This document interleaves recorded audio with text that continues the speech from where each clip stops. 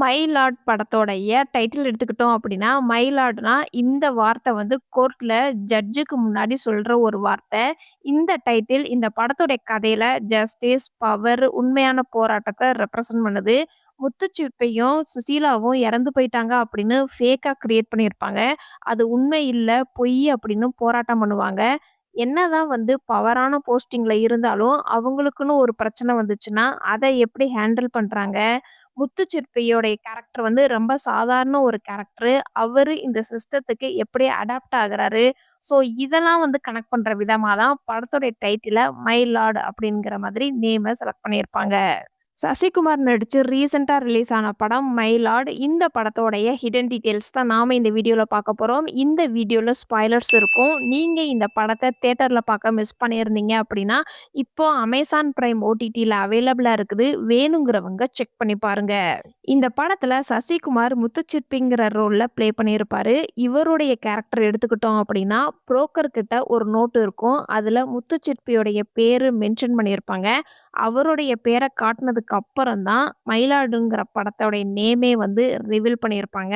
அதே மாதிரி டைட்டில்ல வந்து ப்ளூ கலரும், ஒயிட் கலரும் காம்பினேஷன்ல குடுத்துருப்பாங்க டைட்டில.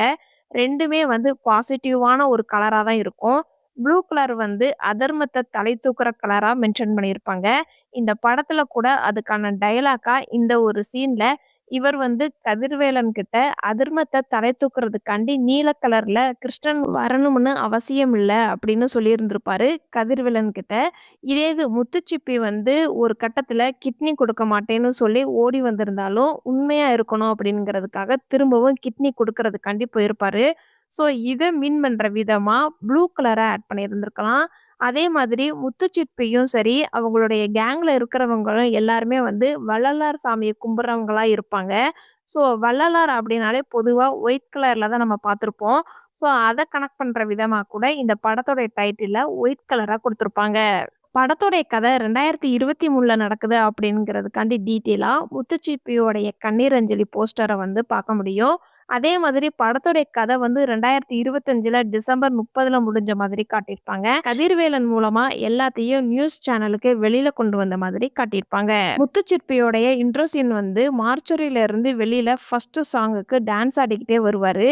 ஆனா அந்த டான்ஸ் வந்து ஒரு தெருக்கூத்து பார்த்த மாதிரி இருக்கும். தெருக்கூத்துவ நீங்க பார்த்துருக்கீங்க அப்படின்னா, உங்களுக்கு இந்த டான்ஸு தெருக்கூத்து மாதிரி தான் வந்து தெரியும். இந்த பாட்டுல ஒரு சின்ன ஃபேக்ட் என்ன அப்படின்னா, இந்த பாட்டு ஃபுல்லாவே சிங்கிள் ஷாட்ல எடுத்திருக்காங்க. இந்த படத்தோடைய டைரக்டர் இதுக்கு முன்னாடி ஜோக்கர் படத்த டைரக்ட் பண்ணவரு. ஸோ அதுக்கான ரெஃபரன்ஸாவும் இந்த பாட்டுல Facebookல லைவ் ஓடும்போது, அப்ப அதுல ஒரு கமெண்ட் பார்த்தோம் அப்படின்னா, ஜோக்கர் 007ன்னு ஒருத்தர் கமெண்ட் பண்ணியிருப்பாரு. ஸோ இந்த கமெண்ட்ல இதுக்கு முன்னாடி இவர் எடுத்த ஜோக்கர் படத்துக்கான ரெஃபரன்ஸும் வச்சிருப்பாங்க. அதே மாதிரி இந்த கமெண்ட்ஸ் எல்லாம் ரீட் பண்ணோம் அப்படின்னா, Vijayakanth Vadivelu combo, Sivaji combo, Sivaji Kamal combo, Ajith, Vijay, MGR இந்த பாட்டோடைய சிங்கர்ஸு இந்த மாதிரி எல்லாருக்கான ரெஃபரன்ஸாவும் கமெண்ட் பாக்ஸ்ல பேஸ்ட் பண்ணியிருப்பாங்க. அதே மாதிரி இந்த பாட்டோடைய லிரிக்ஸுமே வந்து நெறைய அரசியல் சம்பந்தப்பட்ட வார்த்தைகளா யூஸ் பண்ணியிருப்பாங்க. முத்துச்சிப்பி வந்து வள்ளலார் சாமிய கும்பிடுறதுனால, அவர் கழுத்துல வள்ளலார் சாமியோடைய டாலர் போட்டிருக்கிறத பார்க்க முடியும். அதே மாதிரி இவங்க இருக்கிற ஊர்ல பப்பட் ஷோல ராமாயண கதை டிராமா தான் அதிகமா பண்ணியிருப்பாங்க. அதுக்கான ரெஃபரன்ஸா இந்த ஒரு சீன்ல நெறைய பப்பட்டா இருக்கும். அதுல ராமாயணன் கதையில வர்ற பப்பட்ஸ் தான் வந்து நெறைய இருக்கிறத பார்க்க முடியும். முத்துச்சிற்பி கல்யாணத்துக்கு அப்புறம் அவங்க ஒய்ஃப ரொம்ப பெரிய அளவுக்கு சந்தோஷம்லாம் படுத்தாம, சின்ன சின்ன விஷயத்துக்கு அவ்ளோ அழகா சந்தோஷப்படுத்துவாரு. ஃபர்ஸ்ட்டு சுசீலா வந்து ரேஷன் கார்டு வேணும்னு கேட்பாங்க. அதனால ரேஷன் கார்டு வாங்குறதுக்காண்டி அலைஞ்சு திரிஞ்சு தான் வாங்குவாரு. அதுக்கப்புறம் வட்டிக்கு கடன் குடுத்தவர் வந்து சுசீலா கண்ணு முன்னாடியே முத்துச்சிற்பி அடி வாங்குனதுனால, அதிலிருந்து சுசீலா வந்து அமைதியாவே இருப்பாங்க. ஸோ, அதனால திரும்பவும் ஜெயிலுக்கு போய் வட்டிக்கு கடன் குடுத்தவர அவங்க ஒய்ஃப் முன்னாடியே அடிக்கணும் அப்படிங்கிறதுக்காண்டி அடிப்பாரு. அப்பயும் சிரிக்க மாட்டாங்க. இதே இது அவருடைய ஒய்ஃப்‌க்கு வீடியோ கால் பண்ணுங்கன்னு சொல்லும்போது தான், அவர் என்ன சொல்லுவாரு அப்படின்னா, "என் புருஷன நான் மட்டும் தான் அடிக்கணும்னு என் ஒய்ஃப் நெனச்சுக்கிட்டு இருக்கா. நீ அவளுக்கு கால் பண்ணாத" அப்படின்னு சொல்லியிருப்பாரு. அப்பதான் வந்து சுசீலா வந்து சந்தோஷப்படுற மாதிரி காட்டியிருப்பாங்க. கார்ல போகும்போது வாந்தி வராம இருக்கிறதுக்காண்டி எலுமிச்சம்பழம் வாங்குறது, சுசீலாவுடைய ஆப்பரேஷனுக்கு பணத்துக்காண்டி அலைஞ்சு திரிஞ்சு வாங்குறது, தன்னுடைய கிட்னிய கூட எடுத்துக்கோங்க. ஆனா என்னுடைய ஒய்ஃப ஒண்ணும் பண்ணாதீங்கன்னு சொல்றது. இந்த மாதிரி சின்ன சின்ன விஷயம் தான் அவ்ளோ அழகா சுசீலாவ சந்தோஷப்படுத்துற மாதிரி காட்டியிருப்பாங்க. சுசீலாவுடைய கிட்னிய அவங்களுக்கு தெரியாம எடுத்திருப்பாங்க. ஸோ ஒரு சாமானிய மக்களுக்கு ஒரு ஆர்கான் திருட்டு போறதே தெரியல அப்படிங்கிறத அவ்வளோ அழகா இந்த படத்துல காமிச்சிருப்பாங்க. இந்த படத்துல இன்டர்வல் பிளாக் வந்து அவ்ளோ அழகா இருக்கும். ஒரு பக்கம் சுஜாதானால சாப்பிடவே முடியாம இருக்கும். அவங்களுக்கு வந்து அந்த ஃபுட் கிரேவிங்ஸும் அதிகமாவே இருக்கும். இதே இது இன்னொரு பக்கம் முத்துச்சிப்பி வந்து சாப்பாடு வேணாம்னு சொல்லி கோச்சுட்டு போனாலும், அந்த அம்மாக்காண்டி முத்துச்சிப்பி வந்து இங்க சாப்பிடுற மாதிரி காட்டியிருப்பாங்க. ஸோ 2 பேருடைய கேரக்டருமே வந்து ஆப்போசிட் கேரக்டரா தான் காமிச்சிருப்பாங்க. இதுலயே வந்து முத்துச்சிப்பி சாப்பிடுறது மூலமா அந்த அம்மாவுக்கு ஹெல்ப் பண்ணலாம்னு முடிவெடுத்துட்டாரு அப்படிங்கிறத அழகா அந்த சாப்பாடு மூலமா கன்வே பண்ணியிருப்பாங்க. முத்துச்சிற்பி கதிர்வேலன பார்த்து, "நீயும் என்னை ஏமாத்திட்டல" அப்படின்னு சொல்லி கல்ல வச்சு கதிர்வேலனுடைய தலையில காயம் படுற அளவுக்கு அடிச்சிருப்பாரு. அதே இது இந்த படத்தோடைய கிளைமாக்ஸ் வரைக்குமே அந்த காயத்தோட தழும்பு காட்டி அவ்வளோ அழகா கன்டினியூட்டிய மிஸ் பண்ணாம காமிப்பாங்க. இந்த படத்துல சைத்ரா சுசீலாங்கிற கேரக்டர்ல ப்ளே பண்ணியிருப்பாங்க. இவங்களுடைய கேரக்டர் எடுத்துக்கிட்டோம் அப்படின்னா, இவ்வளோ வயசாகியும் ஏன் கல்யாணம் ஆகல அப்படிங்கிறதுக்காண்டி டீட்டெயிலா பொண்ணு பார்க்கறதுக்காண்டி ஒரு மாப்பிள வந்திருப்பாரு. அப்ப வயிறு வலிக்குதுன்னு சொல்லி அந்த மாப்பிள்ளைய ரிஜெக்ட் பண்ணியிருப்பாங்க. ஸோ இந்த மாதிரி தான் வந்து மாப்பிள்ளைய ரிஜெக்ட் பண்றாங்க அப்படிங்கிறத ஆடியன்ஸுக்கு சிம்பாலிக்கா கன்வே பண்ணியிருப்பாங்க. அதே மாதிரி முத்துச்சிப்பிக்கும் சுசீலா மேல ஒரு இன்ட்ரெஸ்ட் இருக்குது அப்படிங்கிறதுக்காண்டி டீட்டெயிலா தான் என்னதான் தீப்பெட்டி ஆஃபீஸ்ல வெயிட் பண்ணிக்கிட்டு இருந்தாலும், டென்ஷன்ல பீடி குடிக்கிற மாதிரி காட்டியிருப்பாங்க. அப்ப அங்க இருக்கிற தாத்தா வந்து என்ன சொல்லியிருப்பாரு அப்படின்னா, "தீப்பெட்டி ஆஃபீஸ்லயே பீடி குடிக்கிற அளவுக்கு உனக்கு டென்ஷனா இருக்குதா?" அப்படின்னு கேட்டிருப்பாரு. ஸோ இந்த டயலாக் மூலமா இந்த மாப்பிள்ளைய ஓகே சொல்லுவாளா? மாட்டாளா? அப்படின்னு டென்ஷன்ல இருக்கிற மாதிரி காட்டியிருப்பாங்க. சுசீலா வந்து இந்த ஹார்ஸ் தீப்பெட்டி கம்பெனில வேலை பார்ப்பாங்க. அதே மாதிரி முத்துச்சிப்பி வந்து இந்த ஜெமினி தீப்பெட்டி கம்பெனில வேலை பார்க்குற மாதிரி காட்டியிருப்பாங்க. சுசீலாவுக்கு சின்ன பிள்ளையில இருந்தே முத்துச்சிப்பிய ரொம்ப பிடிக்கும் அப்படிங்கிறதுக்காண்டி டீட்டெயிலா தான் ராமாயணம் கதை வந்து ஒரு பப்பட் ஷோ நடக்கும். அதுல சீதா ராமன்ட்ட என்ன சொன்னான்னு தெரியுமா? "குட்டி ஆசை கொள்ளை பிரியன்னு" சொல்லியிருப்பாருன்னு அந்த தாத்தா வந்து ஒரு டயலாக் சொல்லியிருப்பாரு. அந்த சீன்ல சுசீலா வந்து சின்ன பிள்ளையா இருக்கும்போது முத்துச்சிப்பிய வந்து பார்க்குற மாதிரி ஒரு ஷாட் வச்சிருப்பாங்க. அதே மாதிரி பெரியவங்களா இருக்கும்போதும் அதே மாதிரி ராமாயணன் கதை வந்து ஒரு நாடகம் ஓடும். அங்கேயுமே அதே டயலாக் தான் வரும். அப்பயுமே சுசீலா வந்து திரும்பி பார்க்குற மாதிரி ஒரு ஷாட் வச்சிருப்பாங்க. அப்ப சுசீலா வந்து ஃப்ரெண்டு கிட்ட என்ன சொல்லுவாங்க அப்டின்னா, "ராவணன் சீதைய தூக்குனத விட ராமையா தான் சீதைய அதிகமா தூக்கியிருப்பாரு" அப்படின்னு சொல்லியிருப்பா.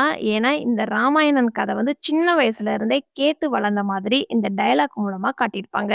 சுசீலாவுக்கு தீராத வயித்து வலியா இருக்கும். ஆனா, மாப்பிள பார்க்கும்போது வயிறு வலி வர்றது எல்லாமே வந்து டிராமாவா வச்சிருப்பாங்க. அத வந்து வாணியம்மாவும் ஒரு சீன்ல சொல்லியிருப்பாங்க.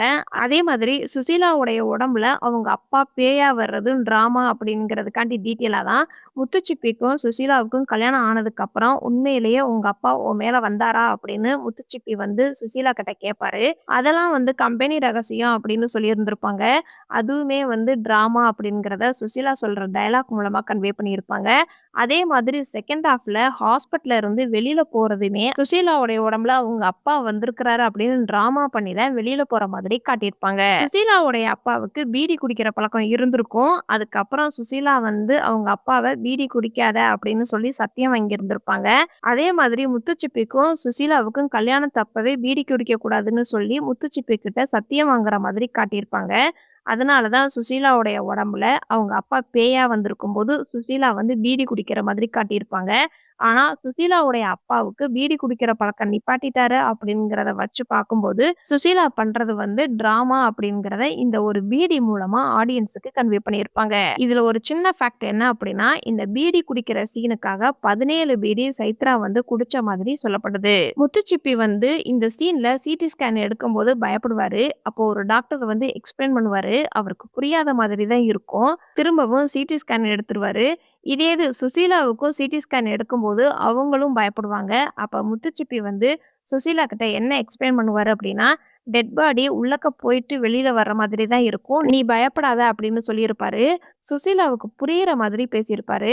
அதே சீன்ல டாக்டர் வந்து வளையல், தோடு இதெல்லாம் கழட்டிக்கோங்க அப்படின்னு படுக்கும்போது சொல்லியிருப்பாரு. இதுக்கு அடுத்த ஃப்ரேம்லயே வந்து வளையல்லாம் கழட்டுன மாதிரி கன்டினியூட்டிய மிஸ் பண்ணாம காட்டியிருப்பாங்க.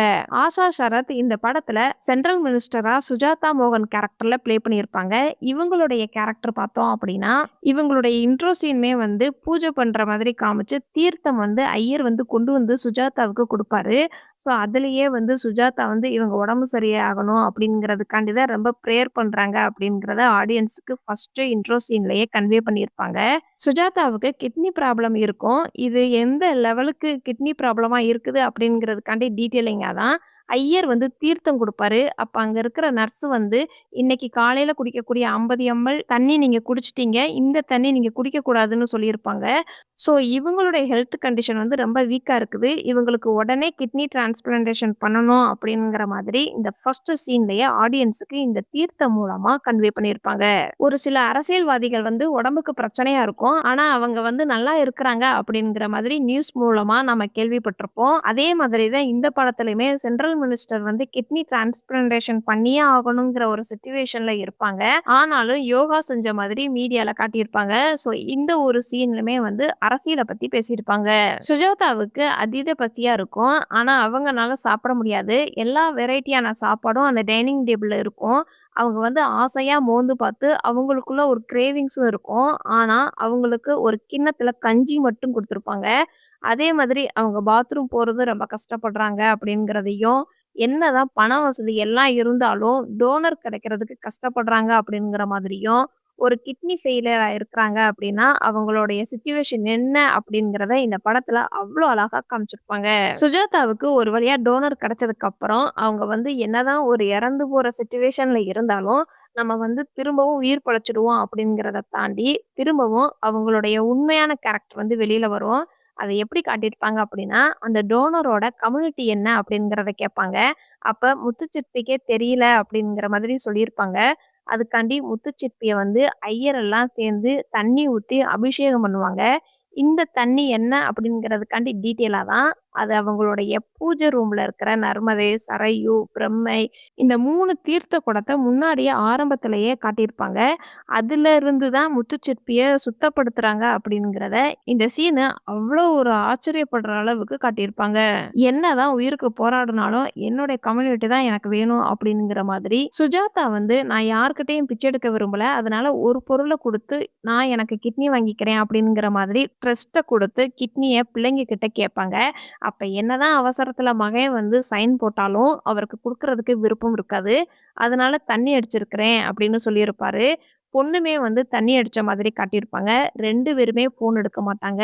பிள்ளைங்களுடைய கேரக்டருமே வந்து அவ்ளோ ஸ்ட்ராங்கா எழுதியிருப்பாங்க. பொதுவா அம்மாவோ, அப்பாவோ பிள்ளைங்களுக்கு என்ன குடுத்தாலுமே, பிள்ளைங்க வந்து திரும்ப பேரண்ட்ஸுக்கு ஒண்ணும் செய்யாதுங்க அப்படிங்கிற மாதிரியும், எத விதைக்கிறோமோ அதுதான் வளரும் அப்படிங்கிறதையும் காட்டியிருப்பாங்க. 2 ரூல்ஸ் சொல்லி தான் அந்த அம்மா வந்து இந்த பிள்ளைங்கள வளர்த்துருப்பாங்க. ஸோ அந்த ரூல்ஸ கடைசி வரைக்கும் ஃபாலோ பண்ற மாதிரி காமிச்சிருப்பாங்க. சுஜாதாவுக்கு முத்துச்சிற்பிய வந்து கிட்னி குடுத்து பொழைக்க வச்சிருப்பாரு. அப்ப சுஜாதா வந்து முத்துச்சிற்பிக்கு பணம் குடுக்கும்போது, அவங்க வேணான்னு சொல்லிடுவாங்க. ஸோ அந்த பணத்த எல்லாத்தையுமே ட்ரஸ்ட்டுக்கு எழுதி வச்சிருப்பாங்க. அதே மாதிரி அவங்க 2 பிள்ளைங்களுக்குமே வந்து அரெஸ்ட் பண்ற மாதிரி உத்தரவு போட்டிருப்பாங்க. அதே மாதிரி சுஜாதாவும் நான் இத்தன நாளா ஏமாத்துனதுக்கு என்னுடைய பதவிய ராஜினாமா செஞ்சுக்கிறேன் அப்படிங்கிற மாதிரியும் காமிச்சிருப்பாங்க. குரு சோமசுந்தரம் இந்த படத்துல கதிர்வேலன்ங்கிற கேரக்டர்ல ப்ளே பண்ணியிருப்பாரு.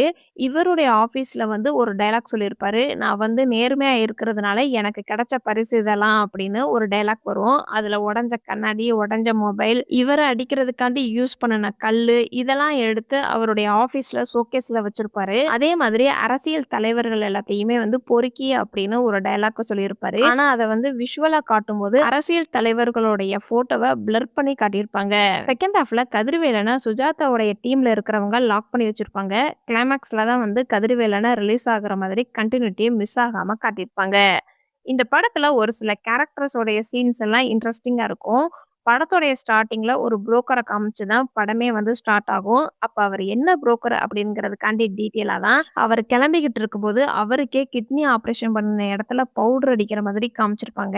அதே மாதிரி அவர் கையில ஒரு நோட் இருக்கும். யார் யாரு என்னென்ன பிளட் குரூப் அப்படிங்கிறதுக்காண்டி டீட்டெயிலா அவர் கையில வச்சிருப்பாரு. அதே மாதிரி 2, 3 பேர மீட் பண்ணும்போதே இவங்களுக்கு எல்லாருக்குமே வந்து கிட்னி ஆப்பரேஷன் பண்ணியிருக்கிறாங்க அப்படிங்கிறதுக்காண்டி டீட்டெயிலா ஸ்டிச் மார்க் காட்டியிருப்பாங்க.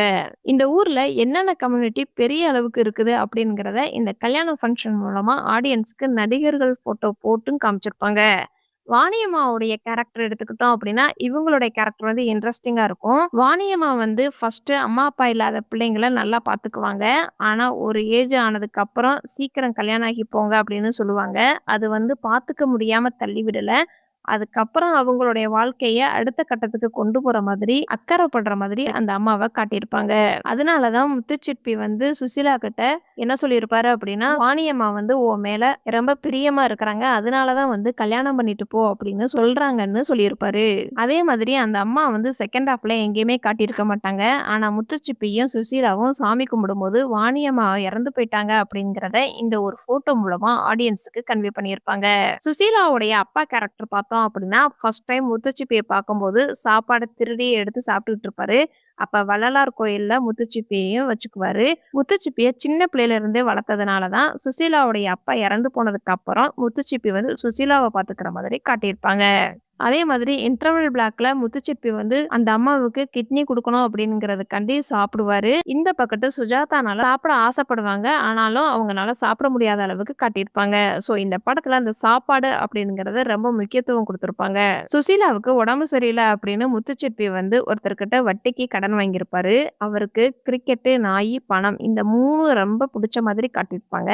அதுக்கான டீட்டெயிலா அவருடைய இன்ட்ரோ சீன் வந்து கிரிக்கெட் தான் வந்து விளையாண்டுகிட்டு இருப்பாரு. அவர் வளர்த்த நாய் வந்து இறந்து போயிருக்கும். அதனால அதுக்கு மாலை போட்டு பக்கத்திலேயே வச்சிருப்பாரு. முத்துச்சிப்பியோடைய பேரு வந்து ரோஹித் சர்மான்னு சொல்லி கூப்பிடுவாரு.